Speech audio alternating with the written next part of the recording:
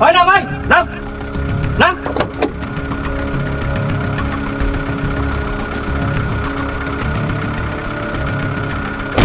এই মিয়া, আপনি যে পিছনে একজনের চাপা দিয়ে ছেলে আপনি দেখবেন না?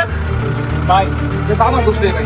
কার দোষ? এই ভাই সামনে এক অটো চাপাইতে যায় ডাইনেতে বামে, আবার সবাই ওরে বাঁচিতে যায়, আমার ডাইনে থেকে বামে যেতে হইছে। অটো চাপাইছে ঠিক আছে, মানুষটারে যে ডলা দিয়ে এলেন আপনারা দেখবেন না, আপনি নামবেন না? ভাই আমি তো ইচ্ছা করে কাউকে ডলা দিই। আর এই যে অটোগুলা যে চলে ভাই, আমি তো ওরে বাঁচিতে অটোর মধ্যে তো কতগুলো যাত্রী ছিল ভাই, আমার তো দোষ নেই। আমি মোড় থেকে বেরোইছি, অটো ভাই সামনে পড়ছে, ও ডাইনে না দেখে আমার সামনে পড়ছে ভাই, এই জন্য আমি ডাইনে থেকে বামে চাপাইছি। সামনে মনে হয় একটা হুন্ডাওয়ালা পড়ে গেছিল না ভাই আপনারা আমি বুঝাই বলি শুনেন, আপনারা গাড়ি চালান যান, কিন্তু ভাই একটা মানুষ যে রাস্তায় পড়ে রয়েছে, অ্যাক্সিডেন্ট করে রয়েছে, তারা তো আপনি দেখবেন, তারা আপনি ফালায় রেখে এভাবে তো আপনার আসাটা উচিত হয় না। আর অটোগুলা মেইন রোডের মধ্যে চলে, এটাও আমরা বুঝি, অটোগুলোর জন্য আপনাদের আসলে গাড়ি চালাতে সমস্যাগুলো হয়। ভাই। আসলে বিষয়টা হয়েছে ভাই, আমি যদি ওই জায়গায় দাঁড়াইতাম, লোকজন তো আমার দোষ না অটোর দোষ এটা দেখতো না ভাই, আমার মাত্র আমার গাড়িটাও ভাঙতো ভাই। আমি তো ভাই কোম্পানির গাড়ি চালাই, গাড়ি ভাঙা যদি আগুন ধরা দেবে আমি কি করবো ভাই?